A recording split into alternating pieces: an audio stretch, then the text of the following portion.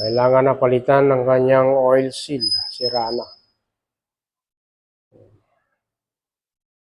Okay, update kayo. Sa bukas, ito ang gagawin natin. Magpapalit tayo ng oil seal kasi may leak na ito.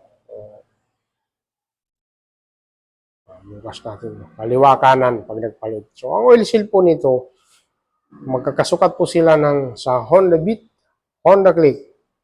125 at saka 150. XRM, 5 type man po yan or FI.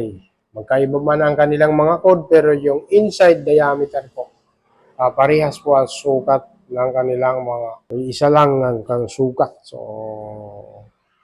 pinukat ko ng inside diameter. Oo.